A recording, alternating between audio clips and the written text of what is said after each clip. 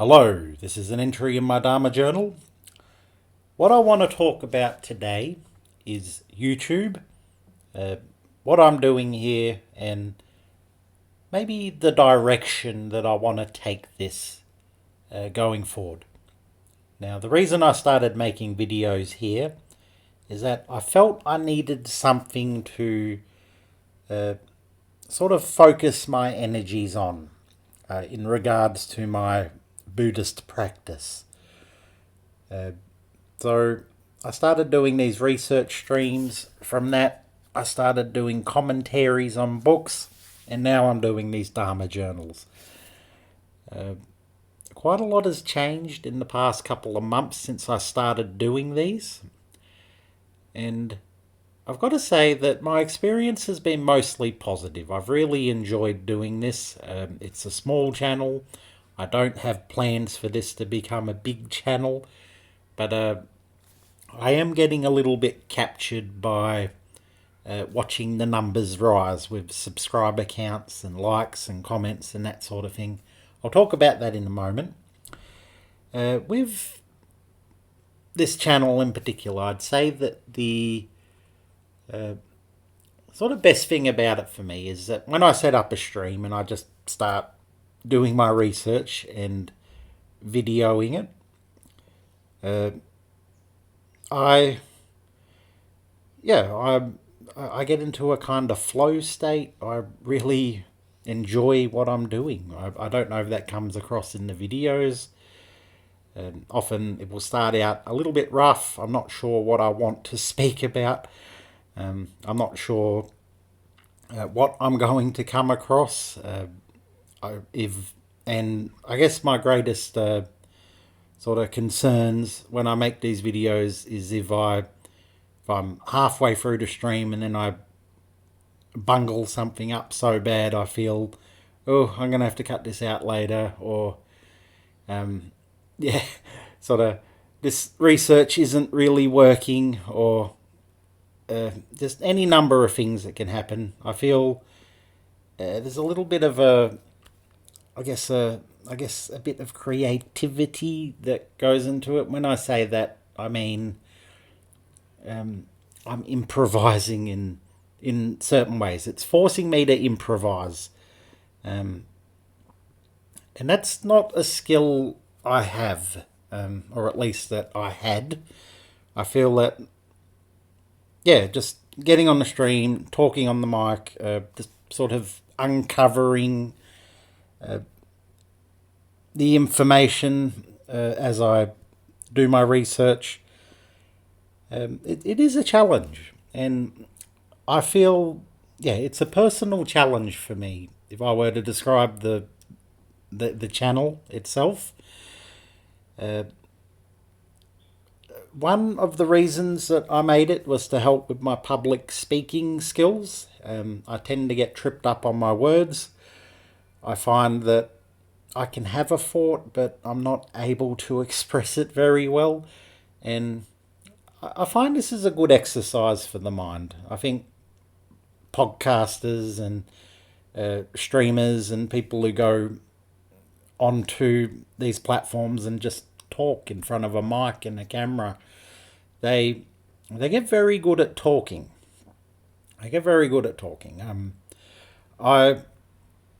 I think if you can explain something well, you understand it. And I don't. There's a few things here where I've been studying these sort of, I guess, obscure Buddhist concepts where I am not sure if I'm getting it. I'm not sure if I'm communicating it. And that is, I don't know. It's a bit odd. I honestly feel a little over my head, or a little, what's the term? Out of my depth. I think that's the one I'm looking for when it comes to some of these concepts. But I have a belief that if I learn just a little bit from each of these, that I'm going to learn something. And I have learned things. I've learned things that are valuable to me, uh, that I'm thinking about and applying to my everyday life. I might provide an example of that, and the sort of to encapsulate everything I'm talking about here, my video on store consciousness.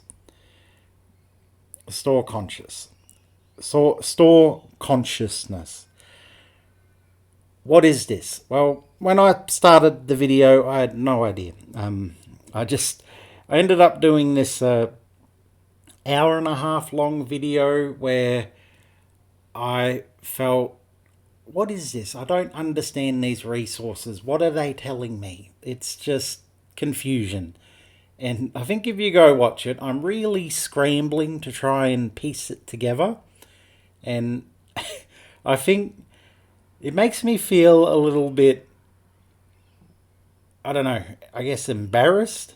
Is that the term? I don't feel embarrassed, like genuinely worried about what other people think or anything, but I do feel, yeah, I don't know. I'm still trying to find the words and the language for that, but it's when you're in the middle of trying to explain something and you don't know what you're talking about.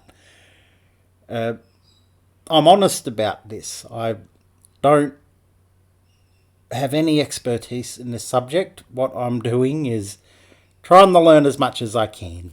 And if that moves me towards expertise, great.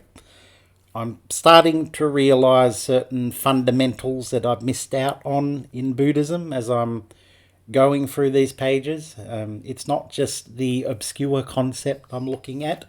It is connecting that to the bigger picture and everything I've already learned about the Eightfold Path and the skandhas and the Four Noble Truths. So all of this, it has a relationship, and it's huge. It's a really big topic. And I'm finding as I continue to study this that there's a kind of pull. There's a pull in me to study other things, not just Buddhism. I want to look at neurodivergence, for example. That's something I'm very interested in. I'm interested in philosophy of mind in general, psychology and psychological concepts. I'm interested in, I've got to say, self-help sort of stuff. There's a bit of a negative connotation with that. A lot of people don't like things that are too self-helpy. But I am interested in personal development, and I do feel Buddhism came from my interest in that. My sort of journey towards Buddhism came from not just studying philosophy, but studying the philosophy that's there to help us live better lives. I came across Buddhism. I found, wow, this is a really sophisticated and interesting system. So if we want to reflect on human consciousness and the mind and how that fuels unhappiness in people and leads to social destruction or social well-being and cohesion, then there's a lot there. I'm interested in many religions: Christianity, Hinduism, Islam. All of these have their own world. You can spend your whole life devoted to the study of any one of these. I've chosen Buddhism because it's the one that makes the most sense to me. I also feel there's an imperative in me to get something out about it. How shall I put this? If I say that I'm inspired by the Bodhisattva, the idea that you move out in the world and your actions help bring out the Buddha nature in other people, the best sides of them, the good sides of them. I want to live my life that way, and I want that to come out in me as well. And things are happening recently that others are responding to me in a way where it feels like I'm really doing that for them. They're doing it for me too. They're not doing it for this purpose like I seem to be doing, but there's just something about good in people. I have a strong faith that most people are trying to do the right thing. They're trying to help others and support others. And look, I can get pessimistic and cynical about people and how they treat others and sort of the sort of things that the sort of disasters that we get ourselves into. But yeah, I don't know, the channel to me, if I'm trying to tie it back to the channel, is my way of trying to do that. And I'm sitting at a good 20 subscribers at the moment. When I started, I had 7. I don't know how I had 7, because for many years I did not use YouTube other than to watch videos. I had accumulated those 7 subscribers in that time. I think I'd uploaded a handful of videos, but I hadn't made any sort of systematic attempt at making a channel. And those videos tended to be just goofy edits of things. I think I did a steamed hams video. It was it was a Gregory B. Sadler channel for his core concepts in philosophy. I overlaid that over the top of a steamed hams video because I thought that was funny. I don't think many other people did, and I think there was a copyright claim put against it. So yeah, I don't know. I love Dr. Sadler, but yeah, he's got, when you interact with him online, he's very particular about how people interact with him and what he finds funny. And I think maybe that video, if he watched that, he might have been completely bemused by it. I don't know. I'd set up a meme group, I believe, specifically about him. He messaged me and he asked to join. He ultimately declined. He asked me if he thought it would be a good idea if he joined the group, and ultimately he decided no. He decided not to do that. So, but I digress. So with my channel, it started off with those kind of rare sort of videos I uploaded just to sort of check out the scope of YouTube, what sort of just play around with it, see what I could do with some video editing software. But this is a whole different ball game now. I'm in something. I don't know what it is, but it's very interesting to me how this is developing. I spoke earlier about how I've gotten caught up a little bit in likes and subscriptions and sort of just checking all the analytics of YouTube and all that. And the main reason I'm checking that is because it's there. It's there. I don't really mind who follows me and who doesn't. I kind of expect that if it gets too big, that there's going to be people complaining about the channel when I'm not really offering something for other people. This is my way of building a set of skills and of engaging with Dhamma. So there's that. I'm trying to not get caught up in all that. But I did do some experimenting. I ended up posting some reels. Now, YouTube has a feature where you can take an existing video you've made and you can cut it. You can cut it down into a short reel and you can post that reel. So I went back to some of my commentary videos on what the Buddha taught, and I just found some bits I thought might work in a sort of 1 minute context. The Life of the Buddha was one. The other was sort of Buddhism in the 1950s. I talked briefly about that. So I clipped those videos. I could not edit them very well, unfortunately.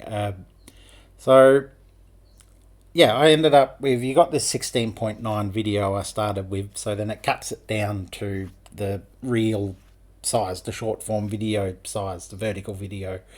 And yeah, so sometimes I've got pictures that are zoomed in too close and you just can't really see anything. But the words are there. They're getting engagement. And the moment I uploaded my first reel, it immediately got like 500 views. Like I checked it like 2 hours later. I was like, oh wow, that's a lot. So I think I don't know what it's sitting at now. It was up at 1.5k, what was it, 1,500 views last time I saw it. So I ended up making probably about 10 videos, I think. I can't remember exactly how many it was. But they had varying levels of success. I might go check it later and see what it's at now. But yeah, I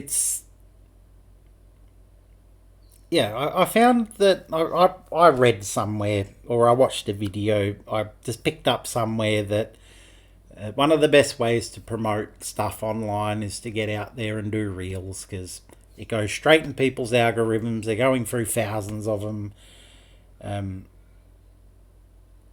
Well, not a day, maybe a week, but they're going through just a typical scroll session for someone on, I don't know, TikTok or YouTube Reels. They might be sitting there for half an hour and watch 100 videos, possibly more, which is a lot. So if your video gets in there and they like it, then they might go to your channel and they might subscribe. So yeah, I made those short videos, and that was specifically to see if I could raise the subscriber count. So I feel this is the wrong reason for doing YouTube for me. There's a sort of pull in me at the moment to go back and redo those videos and make them so that they're more reel friendly, so that I've got a better picture there that people can look at, not a big zoomed in cropped version of something that was in a video that had a different resolution. So that could be good. I'm not happy with the microphone setup on some of my earlier videos. I feel my speaking and my cadence are a little bit off. I want more consistency with that. So I've got a particular setup now, and it's not complicated, but it is consistent. It is, my face is positioned in the same place in front of the microphone each time. All the settings are the same. The only sort of factor that changes is my voice. I guess if I'm very tired, or I've had a day, or I'm eating the wrong foods and I sort of get a bit of inflammation around my nasal passages, that my voice starts to sound a little bit different. Sometimes it goes up, sometimes it goes down. But but I don't want to get too involved in that. So there's, on one hand, I'm getting sort of pulled into the subscriber count. I'm like, okay, I've got 20 subscribers now. I've had people, I've seen it raise, I've seen it go down. I guess, because there's not a constant stream of content on here. I'm not doing a constant stream of reels. So if people are subscribing for the reels and I'm not doing reels, then they're likely not going to follow my channel. But and I just do not know the value of the research streams to other people. Maybe someone likes sitting along with me and watching what I'm doing. I haven't gotten any feedback on that yet, and I've done dozens of videos. Is it dozens? I don't know. I think I'm up to like my 17th or 18th Could be higher. Yeah, I've got to check that. I've gone through a few. And I'm thinking the other thing that I was considering was to set up a second channel, and I've already set it up. It's there, ready to go if I want to upload anything.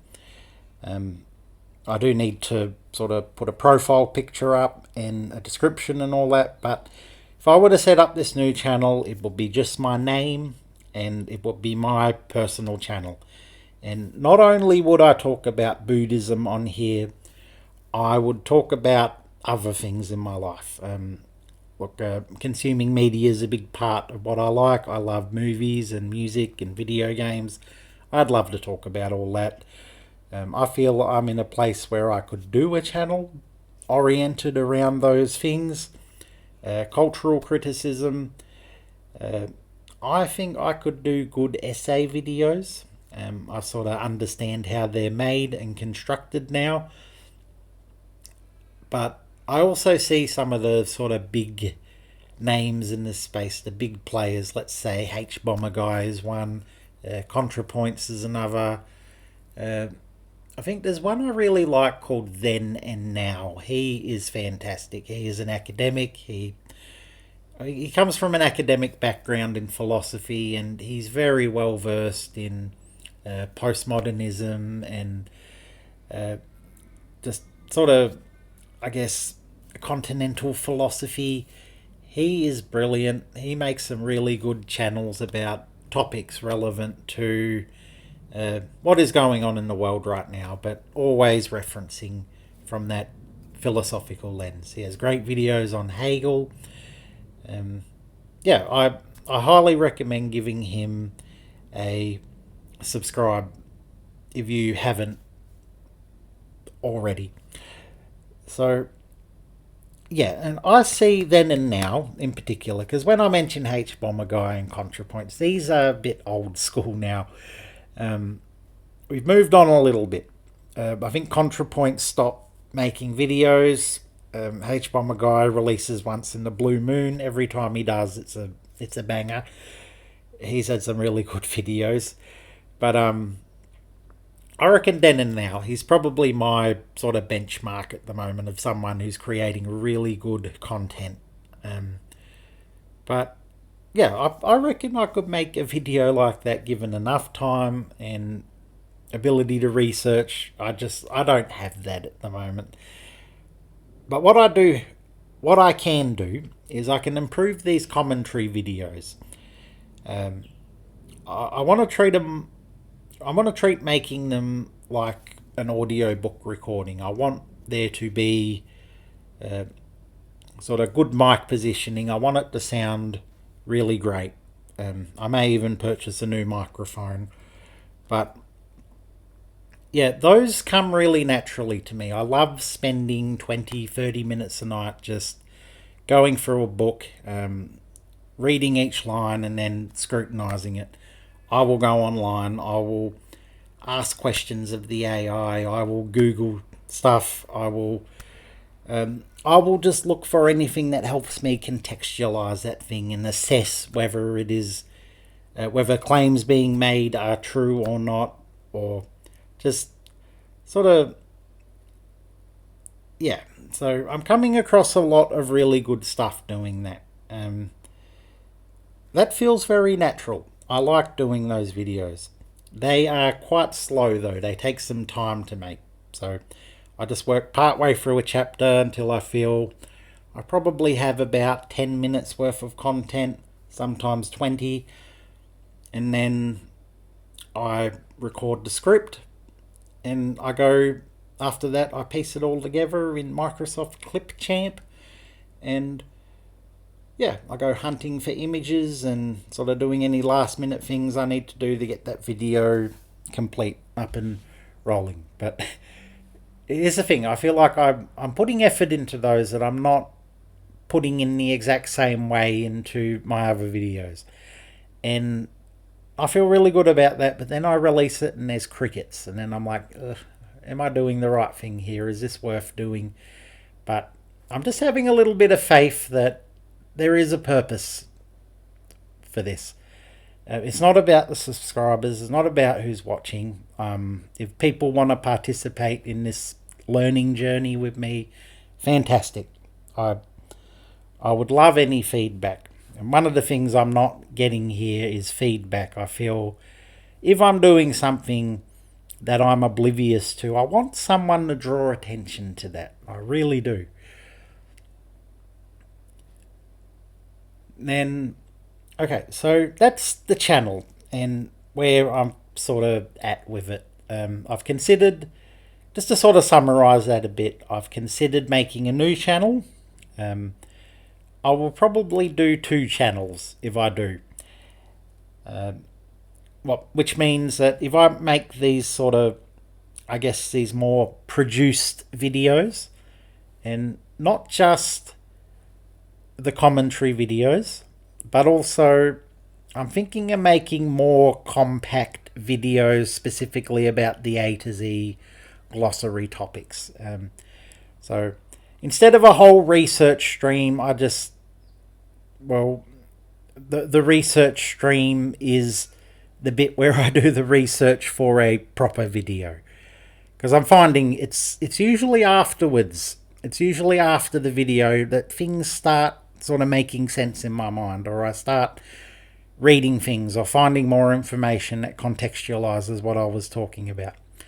And I'm thinking I could do reels A to Z. So if I do the A to Z glossary, but I do one for each reel, that's a lot of stuff right there.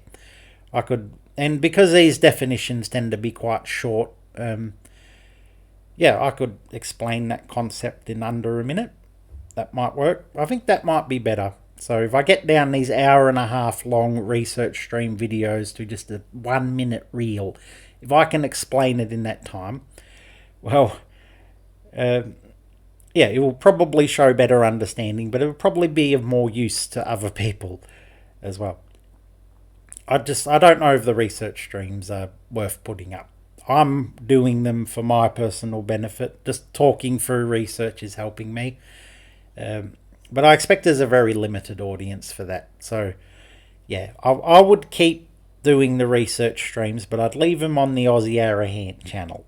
And for any sort of more polished content, where it's more curated, where it's more...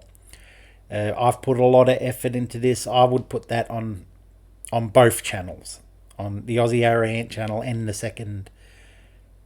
I don't even know if it'd be the second, it'd probably be my first. But, so I reckon that's a good plan going forward.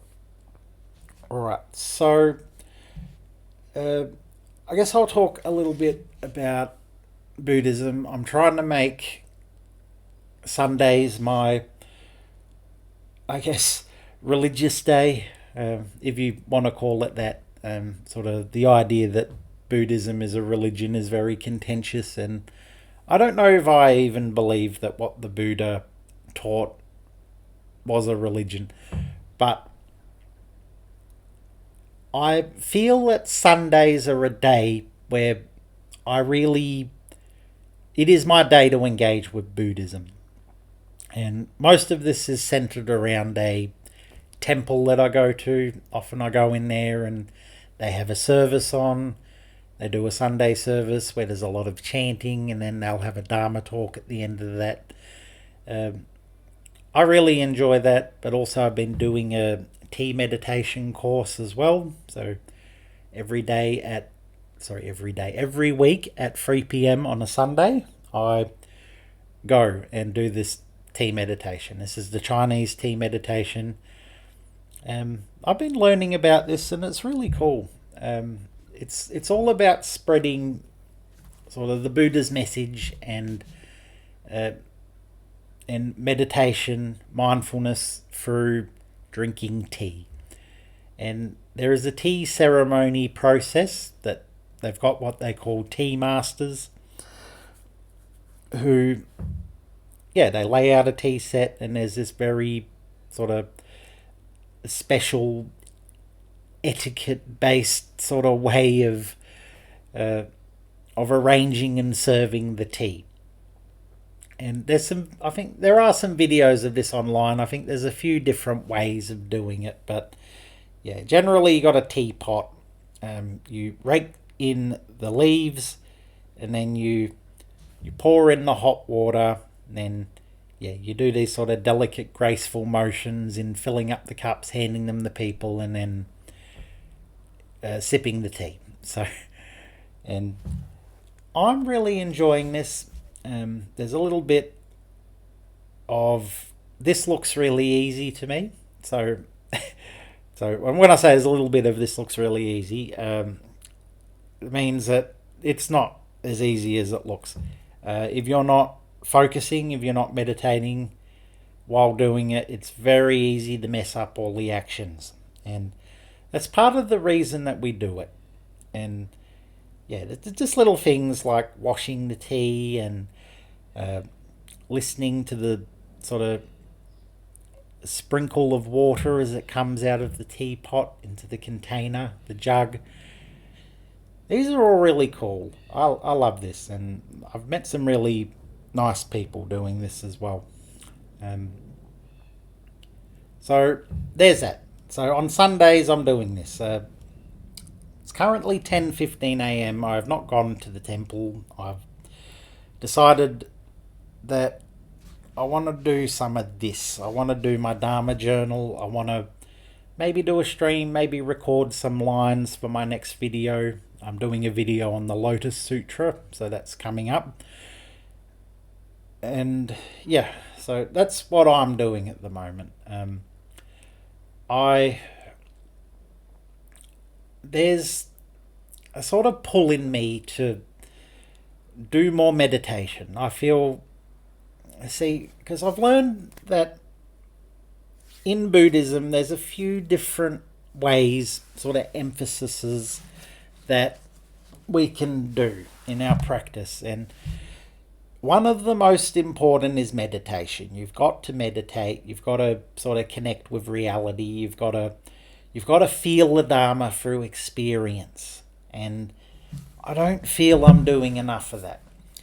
So there's that emphasis. There's the emphasis on meditation. Another emphasis is on the sort of scholastic side of it, the doing lots of research, the learning, the study. I'm very drawn to that sort of academic side of it, I guess.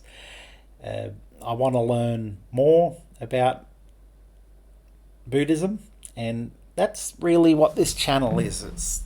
It's partly an autistic special interest.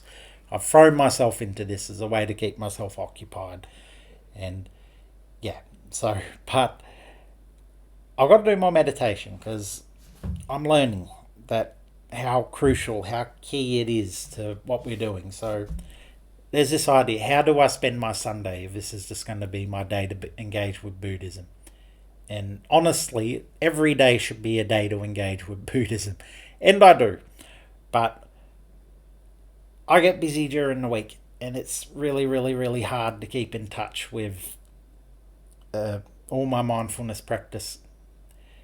I've set up a meditation table. That's something I've done recently. So I've got a couple of Buddha statues. I've got a Buddha. I've got a plant, and the plant is to a sort of you see a cycle of life and of death in plants, because they, if you don't water them properly, if you don't take care of them, they die. So that's one thing I'm doing. I'm really tending to this plant, trying to make sure it gets enough sunlight, trying to make sure the soil's okay, giving it enough water. What it is, I've got a succulent in a pot and 2 aloe veras. So they may outgrow the pot, but they may also just stay the right size for it. I don't know. I'm not a garden person generally. I am fascinated by soil and soil science and all the sort of things that go into the successful growing of a plant, but plants generally take care of themselves if they're in the place they need to be. So yeah, so there's that. I've got the meditation table. I try to sit there at night and I light a candle and I just think about the Triple Gem. There's the Buddha, the Dharma, the Sangha. I pay my respects to that. Say thank you. You've helped me with my life immensely. And I want to continue letting this work through me. I want to bring this to other people. And yeah, and I guess during the week, when I'm talking to other people, sometimes the topic comes up to Buddhism. I talk about it. I'm posting a lot of stuff on Facebook about it. When I'm at book clubs and other social activities where we're talking about things that are relevant, I will often sort of bring up sort of Buddhist perspectives and my understanding sort of framed through a Buddhist lens. And I'm thinking most other people are just going to see this as, I guess, an imposition. Sort of most people I know aren't very, I guess, how shall I put this? The people I tend to know, that I tend to have around me in my life, they're very interested in things like human well-being and happiness and psychology and how they can better their lives. My friends tend to be of that kind. I've got a lot of lovely people that I've collected over the years. But when it comes to the topic of religion, most of them don't want to hear it. And it's taken me a long time to get out of not just an atheist, but an anti-theist mindset. I started the very first book I read, like the big first adult book I've read, non-fiction, was The God Delusion by Richard Dawkins. And that sort of positioned me as, oh wow, religion is so bad. There's nothing good or redeeming about it at all. That's what it felt at the time. And I learned later about the new atheists, and Christopher Hitchens wrote a book, Religion Poisons Everything, I believe it was called. So there was this cultural moment where, sort of non-practicing people tended to be very against religion. Like, I think all the Catholic child abuse scandals and all that was sort of helping fuel this as well. But I guess Buddhism, it was always seen as maybe one of the better religions. People thought of it as generally promoting love and kindness. I don't know, most people don't know a lot about it. It has a popular perception as, being, I don't know, a kinder, softer religion. It took me a long time to just make myself sort of open to listening to what Christians have to say, or understanding Christian theology, philosophy. I think maybe some of my bridges into that were studying the history of philosophy and encountering sort of scholastic arguments, like really detailed logical arguments made by people like Sir Thomas Aquinas.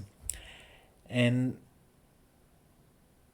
was he a Sir? I'm not sure. So it might be just Thomas Aquinas. But yeah, I encountered some sort of academics trying to make cases for a soul and other things that were a little bit challenging to me, as I think Richard Swinburne was one that my philosophy professor really liked. I guess my philosophy professor was a Christian apologist from South Africa. He was a really good teacher. He was brilliant.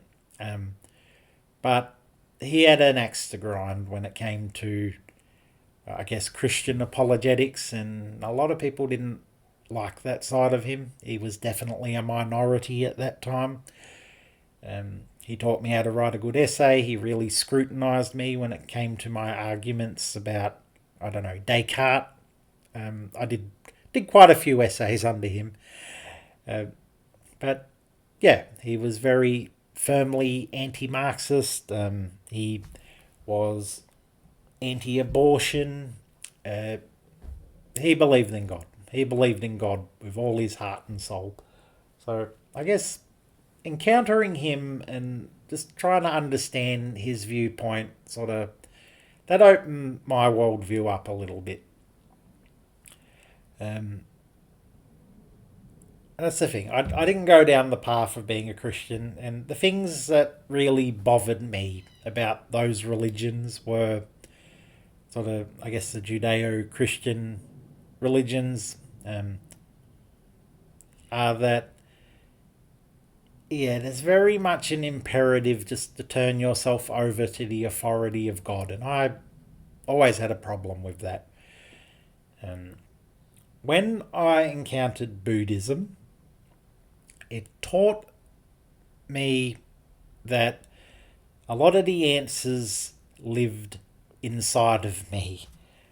I could live in the world. There's nothing that that humans are not equipped to endure. It wasn't just Buddhism though. There were three philosophies I was really attracted to. These were existentialism, Stoicism, and Buddhism. So out of those three, it is Stoicism that originally won out. I was really drawn to the Stoic views of the world. But I came around to Buddhism after a while. And I think I want to go deeper into this in another video. I'm not exactly sure why. I sort of jumped from both. I jumped from one to the other. I've gone back and forth on all of these. And I still feel they're all very vital and important. I've still probably got jumping back and forth to do.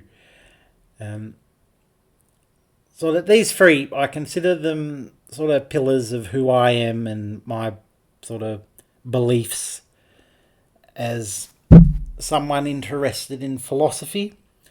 I think that originally I was repelled at some things about Buddhism that I felt were more leaning into the supernatural and seemed to resemble more of a traditional religion. With Stoicism, I still sort of abide by the serenity prayer, which I think is at the heart of it. That's a Christian concept, but it encapsulates this dichotomy of control that Stoics like to talk about so often. It's this idea that we can't control things that are outside of our control, so we should not worry about them. We should only focus on what we can worry about, which is a good message, I think. Look, I've jumped back and forth between both of these for different reasons, and I'm going to go over these in another video. But currently, and I've drifted from my topic. I'm not sure what I'm talking about now. I'm getting a little bit fatigued talking right now, so my apologies if you're listening to me ramble. But I think I was talking about Sundays for Buddhism. That's what I'm doing. I think, these sort of religious rituals and observances and things, I've come around to this idea of religion, right? I don't consider myself religious. And there's a reason I think that is supported scripturally, which means that just identifying as a Buddhist, sort of making a religion out of it. I don't know if this is part of the Buddha's aims. I'm pretty sure he just wanted to teach the Dhamma. He wanted to give us a raft to help us on the sea of ignorance so that we can float towards the shore of understanding. But the thing about the Buddha talking about these things is that once you've taken the raft over there and then you know ultimate truth, you can't continue to carry the raft with you. It becomes a weight. You got to let it go. So I don't know what that looks like. I've talked about this a little bit in some of my videos. I think that you kind of understand no self, you understand sunyata, you sort of get that we're sort of caught in these sort of cultural language games with each other, and our identities are, a bit of a fiction. There is no self, there is no identity to cling on to hold on to. So, and what I might do is I might just leave it there. I'm sort of starting to ramble a bit, and it is really hot here. There is quite a lot of humidity, and I'm finding that,